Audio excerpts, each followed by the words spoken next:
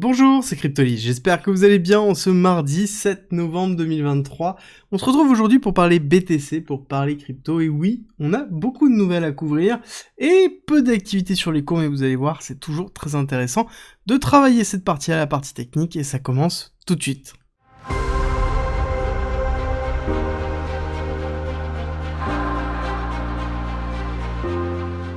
Pour rappel, vous avez toujours la possibilité d'avoir accès gratuitement au parcours pédagogique, qui est une formation de 60 heures, d'une valeur de 400 € qui vous permet d'apprendre la blockchain, la crypto, l'investissement, l'analyse technique, le trading, tout pour devenir rentable, à travers 130 vidéos, 400 pages de guide, des quiz pour savoir où vous en êtes dans votre progression, et le tout gratuitement. Pour avoir accès à cette formation à vie, il suffit d'utiliser la plateforme d'un de nos partenaires, tout est expliqué en commentaire et en description. On commence avec un rapport qui explique que la SEC a beaucoup de mal de recruter des experts crypto. Et oui, étant donné qu'ils demandent à ce que ces experts-là, une fois qu'ils sont recrutés à la SEC, de vendre leur crypto et ne plus posséder de crypto durant tout leur mandat. Forcément, c'est très compliqué pour des personnes qui sont spécialisées dans la crypto de ne plus avoir de crypto et en tout cas de ne pas être directement dans l'écosystème. C'est un peu ça qui détermine l'expertise, l'expérience que l'on a dans justement un domaine, et moins on touche, moins on a d'expérience, donc moins on a d'expertise. C'est très intéressant en tout cas le concept qu'ils ont, mais c'est compréhensible aussi qu'ils décident que leurs experts, que les personnes de la SEC ne doivent pas posséder de crypto. Je me demande, est-ce que c'est la même chose d'ailleurs sur les actions? Est-ce qu'ils ne doivent pas posséder d'actions? Je ne sais pas, je pense même pas du tout. Alors on continue dans les nouvelles avec Hong Kong qui explique qu'ils vont certainement autoriser des ETF spot crypto. Bon, c'est pas nouveau, Hong Kong serait toujours en avance, à savoir qu'on a déjà des ETF spot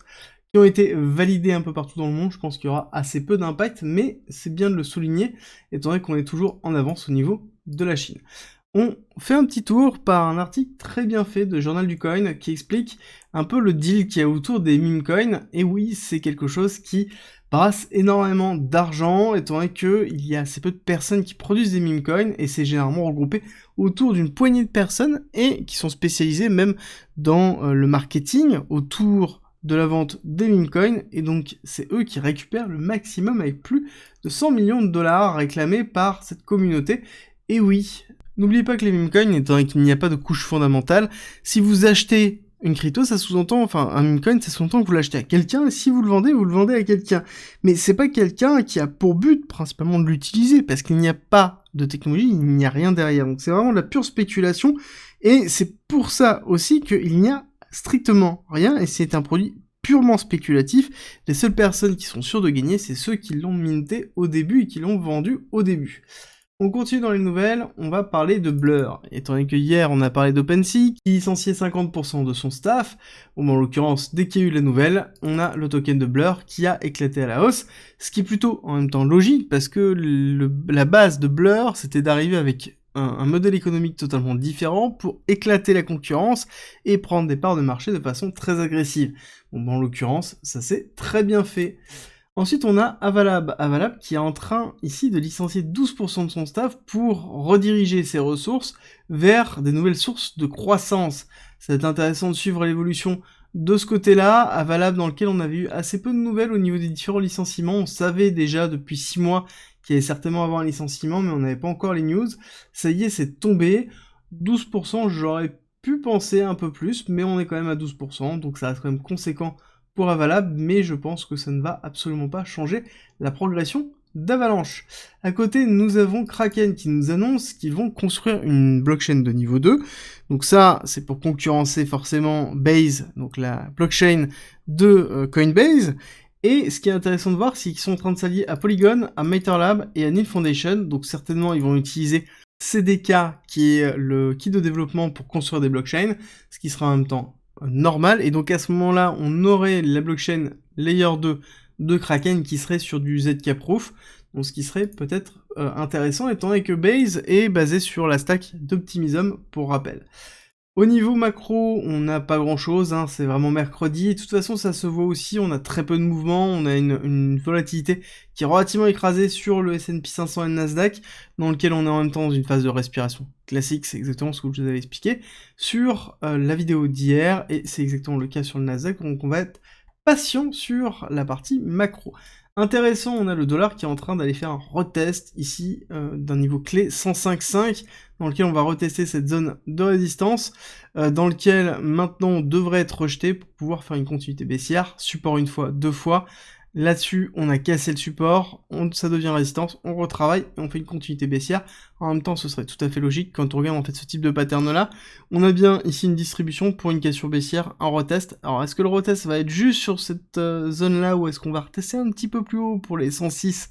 106,10? Ça pourrait être intéressant de surveiller parce que si jamais on va tester plus haut, on aura une belle entrée pour faire une continuité baissière et aller retester toujours ici les 104,3 comme target. Au niveau du pétrole, on a bien une accélération baissière de mon côté, ça ne change pas, sauf que on a quand même une belle divergence haussière qui est en train de se mettre en place. Il va falloir valider, est-ce qu'on a un momentum qui continue à s'enfoncer. Si jamais on casse le momentum bas, donc si jamais on casse les 36,6, à ce moment on aura un signal d'invalidation de ces divergences, et donc à ce moment-là on aura aussi une validation d'aller retester les 77 assez rapidement. Par contre, si on a un momentum qui commence à monter et un cours qui continue à descendre, à ce moment on aura bien une validation de la divergence, et donc on aura certainement un retest qui s'effectuera dans les alentours de 85 $.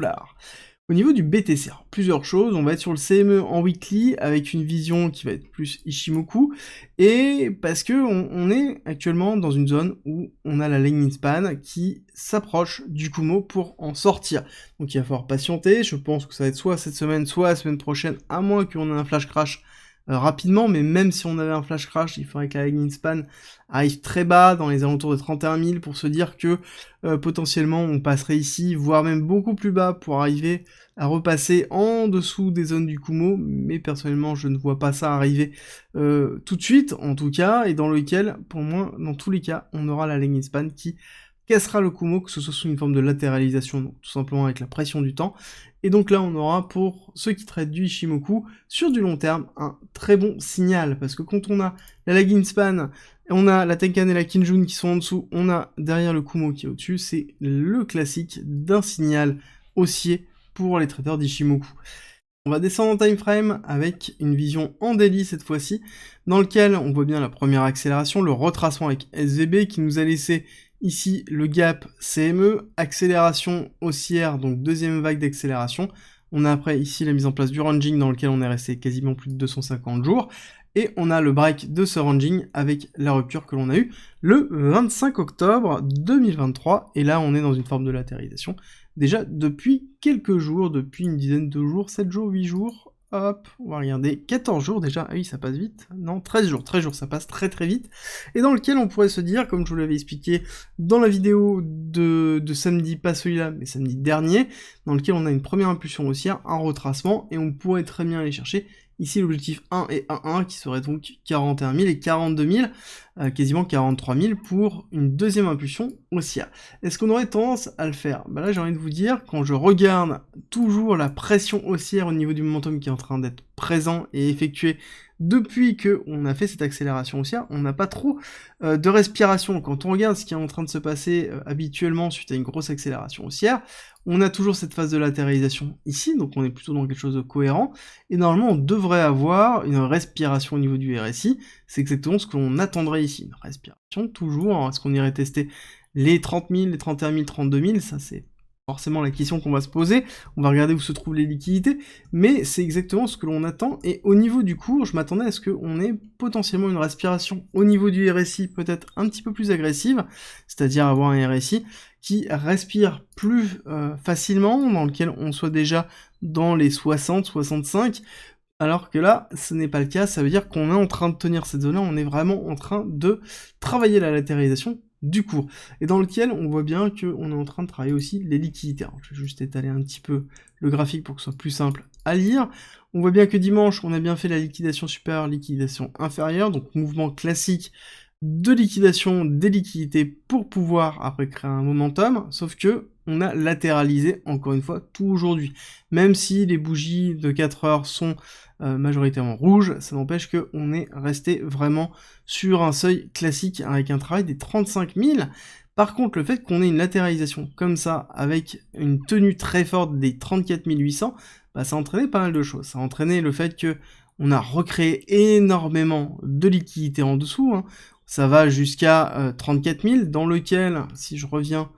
hop, sur ce niveau-là, on voit très bien que là, on a bien ce niveau de liquidité qui est en attente, donc le niveau que je vous ai donné dans les différentes quotidiennes, avec une target pour moi, avec une chasse à liquider sur les 33,4, 33,2, voire même 33 tout court pour aller récupérer toute cette partie-là avant de repartir potentiellement à la hausse et aller chasser une nouvelle liquidité supérieure. Néanmoins, là, on a quand même un bel appel de prix qui est en train de se former et potentiellement on pourra avoir une petite accélération haussière pour aller chercher les liquidités supérieures et ensuite faire le mouvement baissier. Donc quelque chose qui pourrait ressembler à accélération haussière. On va liquider tous ces highs-là avant de faire, donc on fait juste une mèche, avant de faire une accélération baissière et liquider toute cette partie-là pour récupérer les liquidités. C'est un petit peu ce que j'attendrais pour avoir ici une forme de trigger avec une accélération haussière. On va liquider cette partie-là, on va aller chercher ce niveau-là, on va faire un rejet, hop, et là on aura une petite entrée sympa pour faire un accompagnement baissier. C'est ce que je vais chercher dans les jours / heures qui arrivent.